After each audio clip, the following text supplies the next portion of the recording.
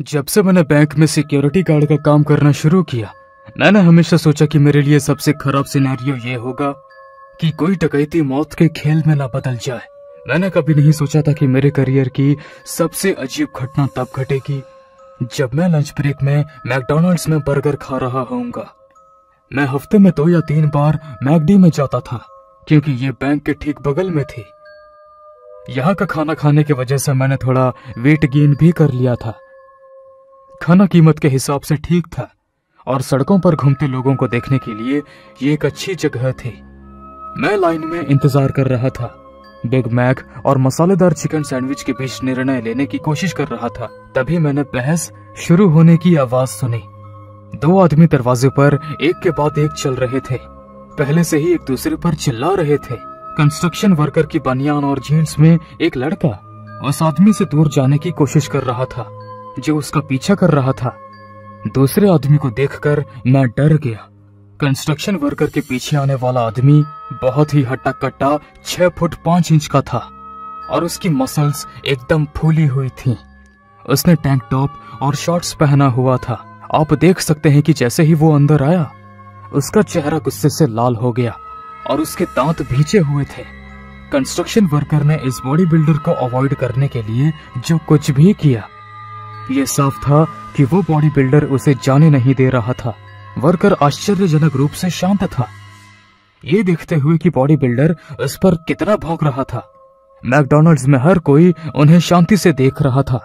Worker मेरे पीछे line में खड़ा हो गया और उस बॉडी बिल्डर को इग्नोर करता रहा। इससे बॉडी बिल्डर को और ज्यादा गुस्सा आ गया। जब वो अंदर आया था तो मैंने उसे अपनी आंखों के कोने से देखा था। मुझे लगा कि ये शायद 25-26 साल का होगा। हालांकि जब मैंने उसे करीब से देखा तो वो उम्र में बड़ा लग रहा था। उसकी स्किन बहुत ड्राई थी, इतनी ड्राई कि मैं उसके मसल्स के हर एक फाइबर को देख सकता था। मैं कोई एक्सपर्ट नहीं हूं, पर मैं कह सकता था कि वो आदमी हर रोज स्टेरॉइड्स लेता था। उसके शोल्डर्स तोप के गोले जैसे बड़े लग रहे थे।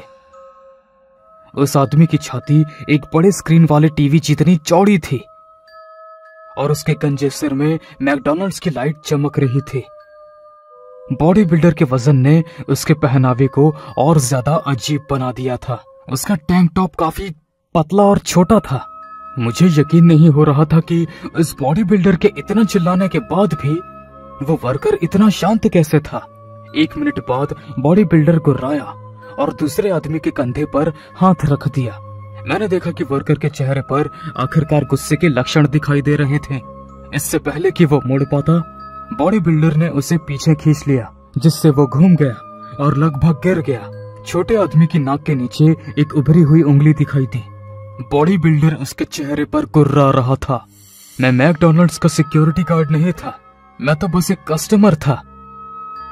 मुझे कभी भी एक्शन लेने या पीछे हटने का निर्णय लेने का मौका नहीं मिला।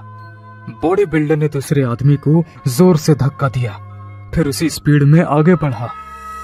एक मुक्का मारने के लिए हाथ पीछे की ओर झुकाया, लेकिन कंस्ट्रक्शन वर्कर जितना दिखता था उससे कहीं अधिक सख्त था। धक्के से वो लड़खड़ा गया, लेकिन उसने अपना बैलेंस बना लिया और मुक्के को आते हुए देखा। वो लड़का तेजी से उठा और अपने हाथों से उसने उस बॉडी बिल्डर के जबड़े को पकड़ लिया। बॉडी बिल्डर जोर से गिरा और उसका सर एक टेबल से जा टकराया। बॉडी बिल्डर एक पल के लिए एकदम हैरान रह गया, लेकिन जब वो वापस उठा तो वो गुस्से से मैकडॉनल्ड से बाहर चला गया। रेस्टोरेंट में एक पल के लिए सन्नाटा छा गया। मैंने एक अन्य आदमी को बुदबुदाते हुए सुना, अच्छा हुआ छुटकारा मिल गया। मैंने वर्कर को देखकर सिर हिलाया और उसने भी सिर हिलाया। ऐसे ही मामला ठीक हो गया था। कुछ मिनट बाद मैंने अपना ऑर्डर दिया और अपने खाने का वेट करने के लिए एक छोटी टेबल पर बैठ गया। तभी मैंने एक नए कस्टमर के आने की आवाज सुनी, लेकिन मैंने दरवाजे की तरफ मुड़कर नहीं देखा। जब तक मैंने हाफने की आवाज नहीं सुनी तब तक मैंने अपनी कुर्सी नहीं घुमाई। बॉडी बिल्डर वापस आ गया था। उसके दोनों हाथों में ताजा दिखने वाले लकड़ी का बेसबॉल बैट था। कंस्ट्रक्शन वर्कर काउंटर के सामने अपना ऑर्डर दे रहा था। वो मुड़ने लगा, लेकिन बॉडी बिल्डर पहले से ही उसके पीछे था। बॉडी बिल्डर ने दरवाजे और काउंटर के बीच की दूरी को 3 बड़े कदमों में ही पार कर दिया और आखिरी में उसने बेसबॉल बैट को जोर से हवा में उठाया। अफसोस की बात यह थी कि उस वर्कर ने अपनी सेफ्टी कैप नहीं पहनी थी। बॉडी बिल्डर ने उस बेसबॉल बैट से उसकी रीढ़ की हड्डी के जस्ट ऊपर जोरदार वार किया और पलक झपकते ही उस वर्कर की खोपड़ी टूट गई।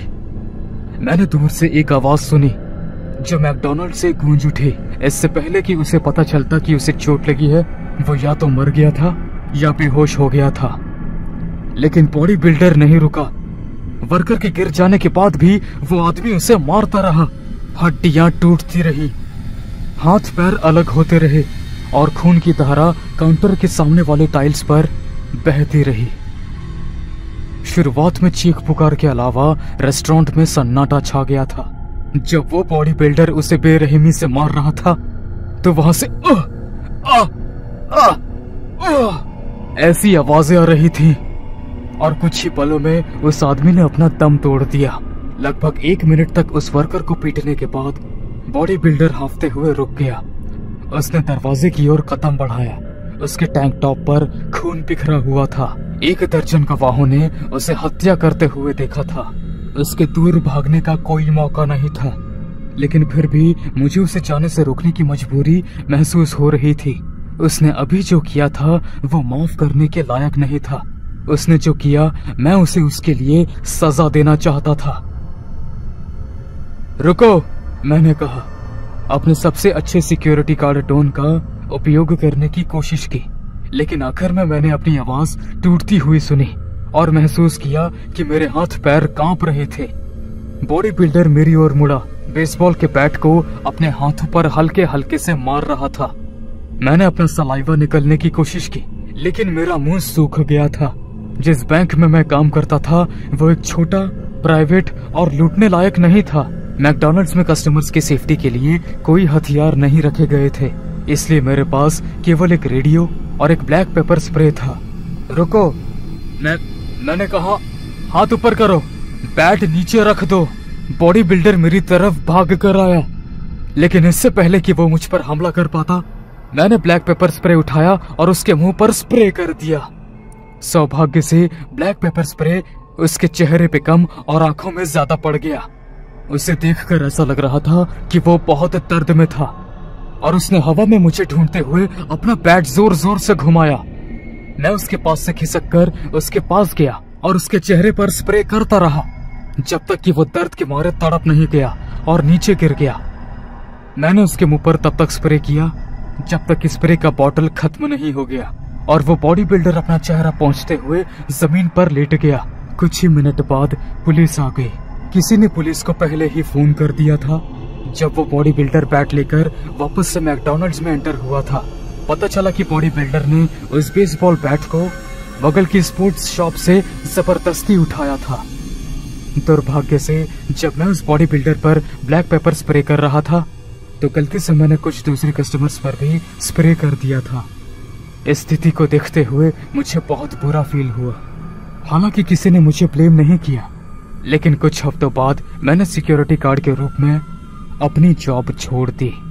तो ये थी मेरी मैकडॉनल्ड्स की डरावनी स्टोरी। आपकी स्टोरी क्या है?